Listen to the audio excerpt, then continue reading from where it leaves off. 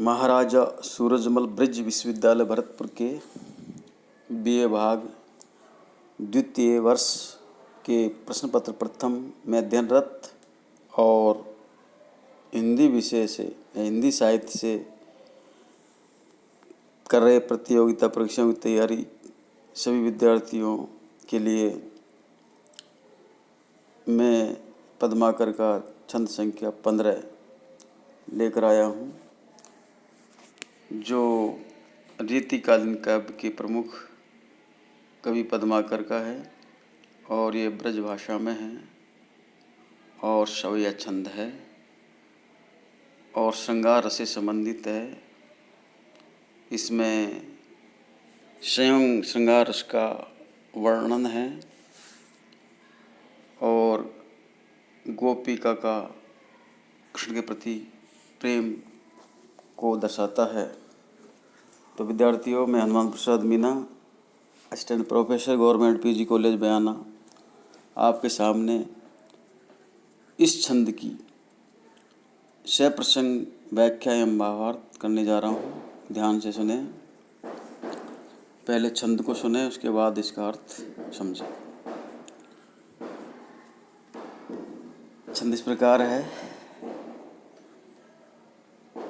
कि गोपिका कृष्ण से कह रही है। क्या कह रही है? ध्यान से सुनो।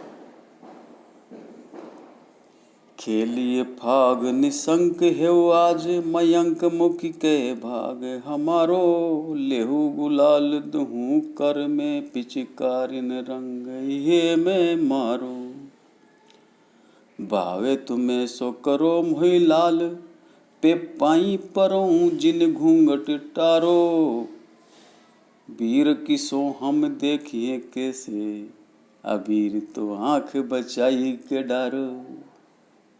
विद्यार्थियों, प्रस्तुत पद्यांश या उत्तरण रीतिकालीन काव्य के अंतिम सशक्त कवि पद्माकर द्वारा रचित श्रृंगार और प्रेम वर्णन से संबंधित है। इसमें होली खेलने का सरस वर्णन किया गया है। यह है किसी प्रेमासक्त गोपी का श्री कृष्ण को लक्ष्य कर कहा गया कथन है।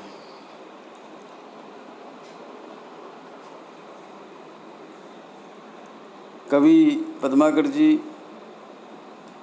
इसमें वर्णन करते हुए कहते हैं कि जब श्री कृष्ण होली खेलते हुए किसी गोपी के घर गए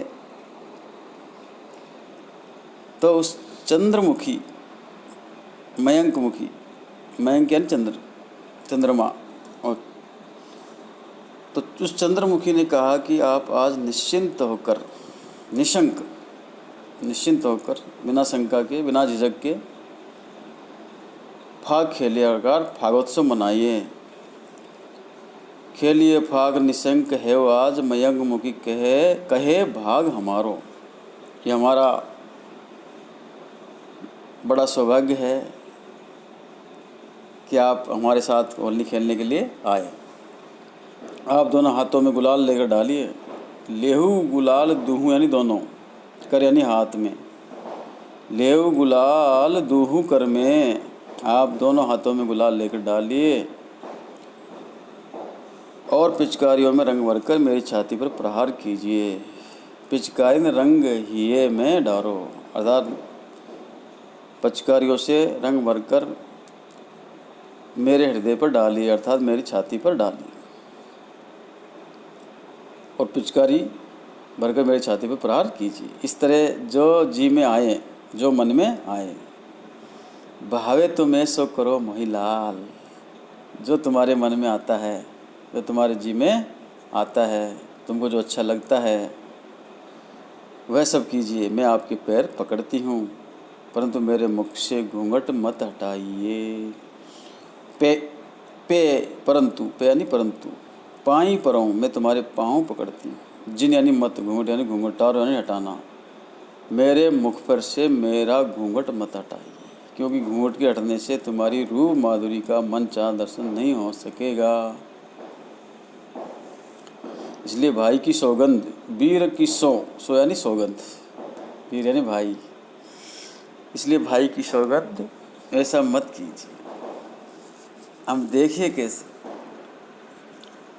अगर तुम हमारे घूंघट हटा दोगे हमारे ऊपर से तो आपकी रूप माधुरी का मनचाहा दर्शन मैं नहीं कर पाऊंगी, क्योंकि मेरी आंखों में गुलाल चला जाएगा, फिर मैं तुमको देख नहीं पाऊंगी। अबीर तो आंख बचाई के डार, अर्थात आंखों में अबीर मत डालो, क्योंकि इसमें आंखें स्पष्ट देख पाने में असमर्थ हो जाएगी। तब हम कैसे आपके रूप सौंदर्य को, आपके सुंदर रूप को देख सकेंगे। तो विद्यार्थियों, गोपी ने श्री कृष्ण की रूप माधुरी पर आसक्ति व्यक्त कर अपनी हार्दिक कामना को यहाँ प्रकट किया है। छाती पर पिचकारी मारो, गुलाल फेंको, परंतु आँखों में मत डालो। आँखों की रक्षा के निमित्त डाले गए घूंघट को भी मत हटाओ।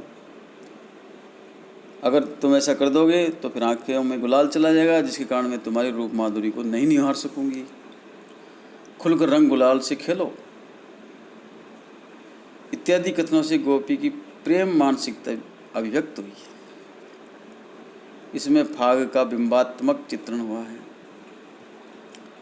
सव्य छंद है, ब्रजभाषा है, संयोग श्रृंगार रस है और अनुप्रास रूपक काव्यलिंग एवं प्रिय अलंकारों का प्रयोग किया गया है।